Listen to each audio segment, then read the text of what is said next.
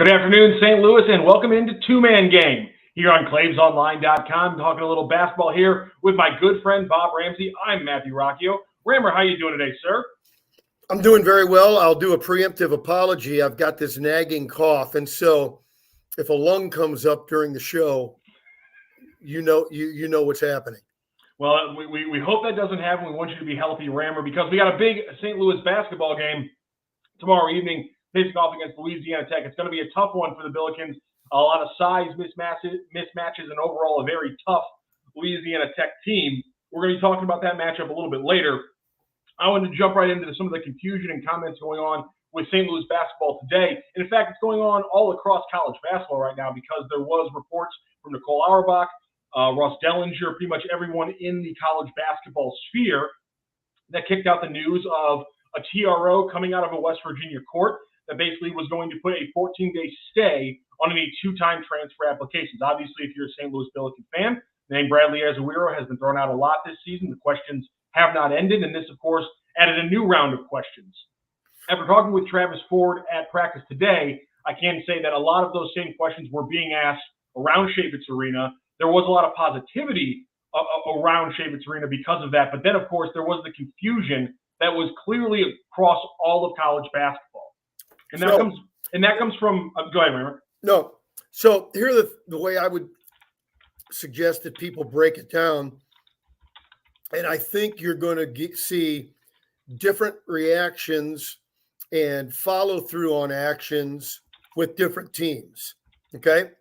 So one, okay, it's just a 2-week stay, and on appeal, it could be overturned again and all those sorts of things. So you'd say, screw it. We're playing our guy.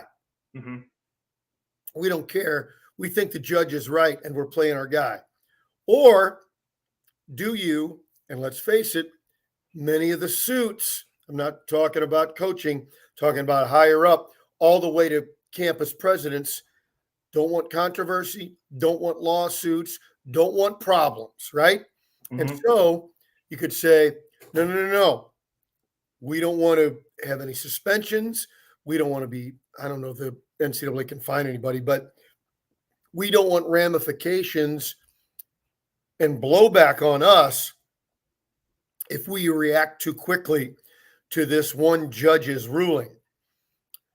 I think if you're a really good team, you say, well, maybe we'll take it easy. We don't want wins vacated. We don't want to get postseason bans thrown on us punitively. Who knows how the NCAA would react if the court swung back their way. If you're a team that's not doing great, but you've got a player that could be a game changer, you might go, the hell with it. Me and my staff and my team, we need wins. And we're going to go get the wins, and we're going to let the chips fall where they may.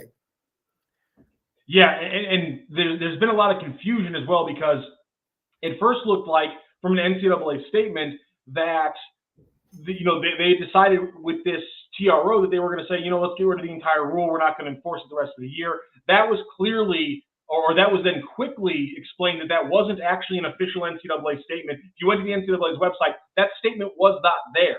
That confused everyone around college basketball. The NCAA then let out more statements, and we got a little bit more information. Then they did this weird question and answer thing that has probably given us our most definitive answers from the NCAA up until right this minute while I'm talking. Now, one quick addendum before we keep going and explaining what's been going on. West Virginia put out a Twitter post about 30 minutes ago saying that both Raekwon Battle and Farrakhan will be playing, dressed and available on Saturday. Now, again, the reason why I stopped there is because I'm personally wondering, are they waiting for more communication to change dressed and available to playing? Because down at Chaifetz today, Travis Ford gave a lot of the same things we're seeing from the West Virginia Post, which is the West Virginia Post, by the way, is we've had many conversations with a variety of parties since Wednesday's court ruling in Wheeling. But most importantly, we've had extensive discussions with Raekwon, Noah Farrakhan, and their families. They've expressed their desire to compete with their fellow teammates and represent WVU on the court. This was their decision to compete. As I've said, we will always fully support them and certainly look forward to having them on our active roster. And the reason why I bring up that statement is because that is essentially what we heard from Travis Ford today at SLU practice, which is they're Bradley obviously wants to play. They're going to give him the best advice, obviously, they have available. Unfortunately, the NCAA not being very forthcoming overall. But it comes down to this is his decision, and their job is to give him the best information they can, and then it's his decision. Because the one thing I think has been cleared up, Nicole Auerbach had a tweet late yesterday after the Q&A, and it looks like if a player does, while their eligibility for that season could be in jeopardy, even if they do play, there will not be retributions on the school. You will not vacate wins if they play. Well, that's good. Eligible, but the player still would be liable to lose their year of eligibility. So that's why I think we're seeing both Travis and from West Virginia a very big part of it being on the player. Well, it shouldn't be, and that again shows the cowardice of the NCAA. Who has lawyers? Hell, what schools have law schools? Yeah. They can throw hundreds of lawyers and would-be lawyers at you. What's the one thing the NCAA is afraid of? Lawsuits. Yep. So who's more likely to sue you, a member institution or a poor kid out there all by himself? The fact that everybody would agree, okay, hey, it's up to the kid, that's cowardice in my opinion. I'm with you on that one. And here was the 100% quote from Travis earlier today. Ultimately, it's Brad's decision. Based on all the information, until there's even more clarification, that's where it stands. We're still trying to figure out what does this all mean to give him the best information we can. And again, I agree with you. Every piece of this is an abdication of responsibility from the NCAA towards its member institutions and its student athletes. And I even asked the question, I go, were a school like St. Louis that has a player this applies to, were you guys asked about what your questions you had that went into the Q&A that was released to the public? And I was told no. So, I mean, that's telling me that they're not even going to the member institutions and the schools and saying, you have the questions, what answers do you need? We'll explain it to you. And instead they will go, well, observant to bylaw 14.233, when you enjoin this, like, geez, this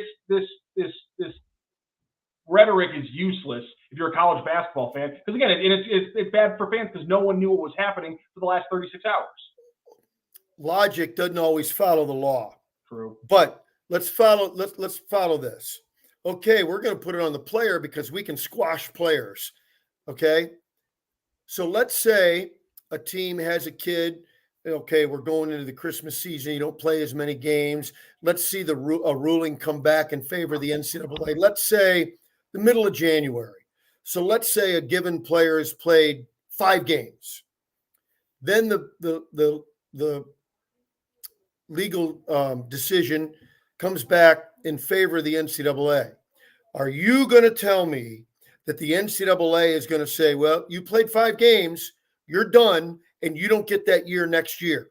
You're going to tell me that? The lawsuits would be flying at them so GD fast.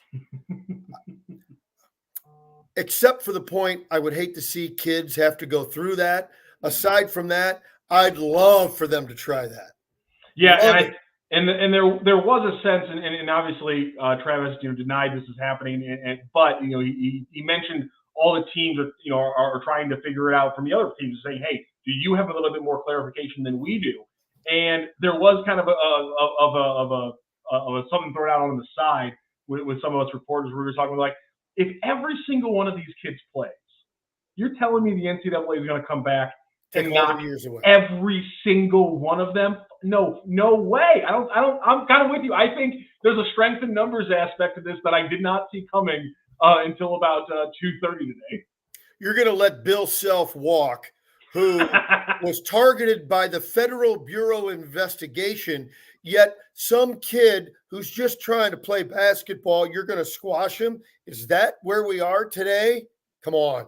It would be ridiculous, but it's the NCAA, so I wouldn't be shocked. By the way, this is not, this is always still moving. Like I said, West Virginia just made their post. St. Louis could tell us 100% yes or no on Bradley Azawiro's availability for Saturday. They could find out today at end of business with the NCAA's offices. we could find out between now and then. I mean, this could happen at any moment, and that's kind of been the unfortunate part because it's been so nebulous and it's been so moving, and no one knows. Teams don't know, coaches don't know, fans don't know. It's not surprising the NCAA screwing up this way, but it's been annoying. 100% on both points. One other thing in terms of availability that I wanted to clear up, because I got a lot of tweets from people who were asking me, hey, can you ask Rammer about his comment about Abu Magasa that he made during the Hofstra game about his availability? I just wanted to give you a minute to clear. The comment wasn't about anybody's availability. I was wishing the poor kid happy birthday. And you just happened to mention the fact that he's I wished him happy birthday. Jeez. And then it's not just Twitter, it's also media people. Oh, what did he say? Oh, what's that? I said he wasn't, as a way to explain who he was, because my guess was 90% of listeners on KMOX had no idea who he was. Well, let me ask you this. You work at the top sports station in the market and one of the best in the country. If you went to every show host from 7A to 6P, and every one of them, I am going to go, you know who would know who Abu was? Randy Carricker. Yes. You know who wouldn't know who Abu was? The rest of the station.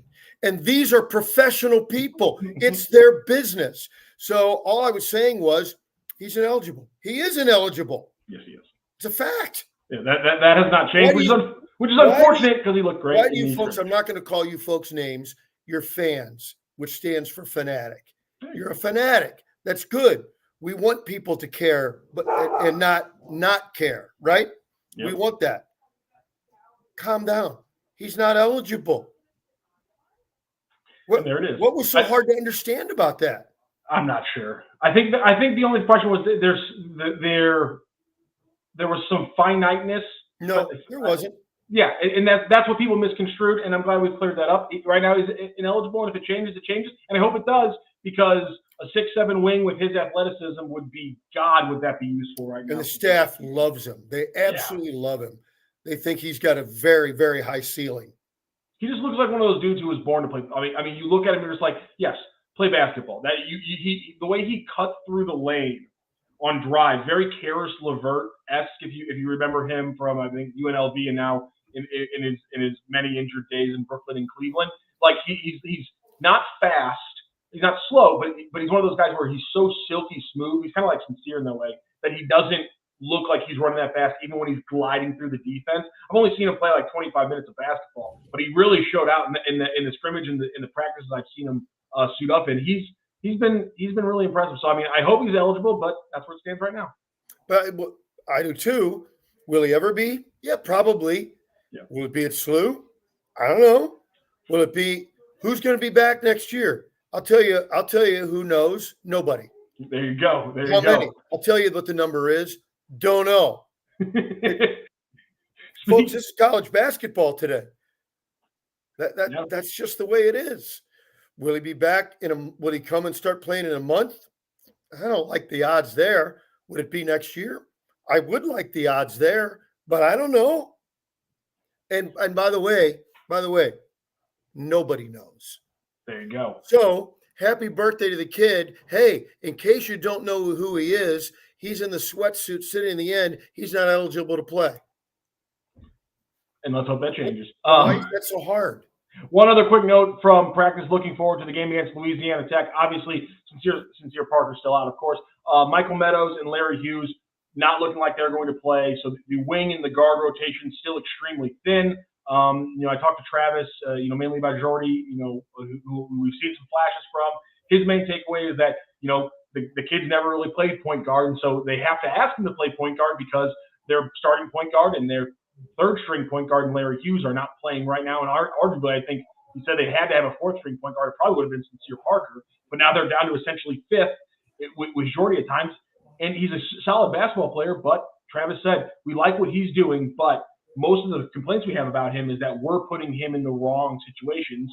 And that's just kind of a forced thing right now with the way the roster is. Unfortunately, it's going to continue into Saturday. The other thing is Kellen Thames, I don't know about his ankles. Sometimes they can feel great. Then you get in a game and you roll it funny and it can keep cropping up. He can give you minutes at the point too. He played quite a bit of point guard in high school, but he hasn't played much at SLU either, just like Churchich.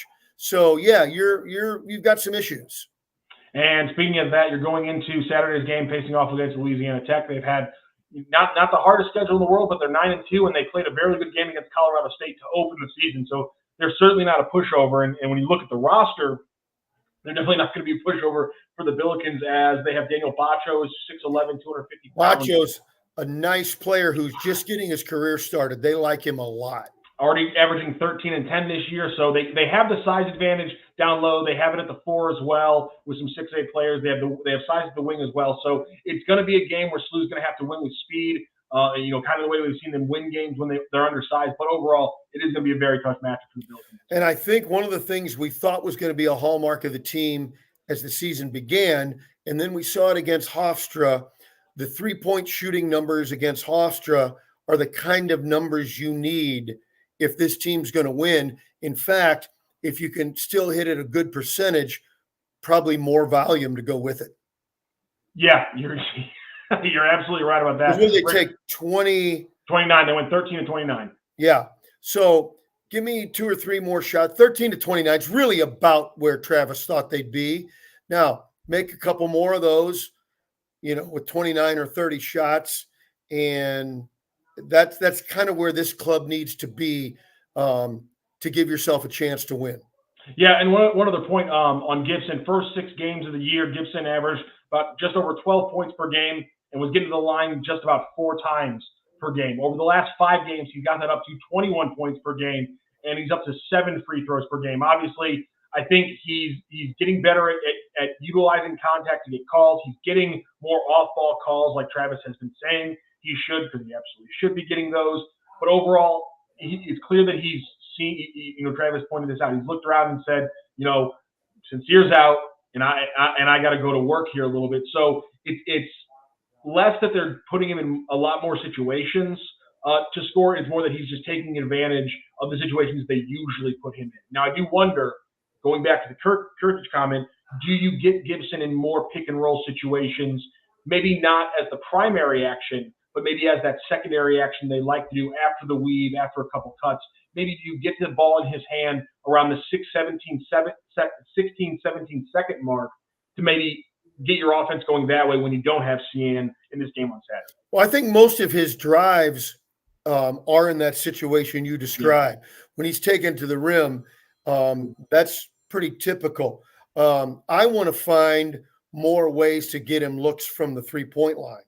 Yep. That's what I want to see. And my issue with that is I don't know how much you're going to be able to see that right now if you don't have anybody else, if you don't have as many people who can cause action on ball with him being off ball to create those 3-point situations, because Sincere's not on there to gravitate the defense. Because the defense will swarm him no matter what. Exactly. So I mean, you try to run him on an off. The big thing is, this is why we talk about other players having to step up, because if Gibson's going to be the main guy and they're going to focus on him, then you do run him on a bunch of off-ball screens with the idea that he's going to drag, if not full double teams, he's going to drag that second guy for that split second where Kellen can cut from the corner, or you can get other action. Kirkich can get open on the opposite wing and get a 3-point there. That's where those players need to step up, and that's where St. Louis needs to maybe tweak things a little bit here and say, listen, we're trying to get Gibson open here, but we know they're going to send a second guy here, so let's move things around a little bit and know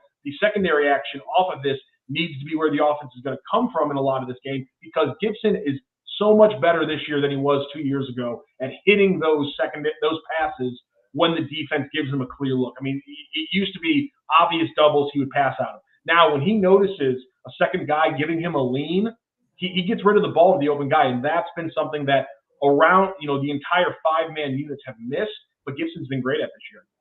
Go back and look at the Hofstra tape, and you'll see that, like everybody's been doing, we don't think Dogger and Hargrove can beat us. Well, yeah. They did the other night. Can they be consistent if teams continue to do that?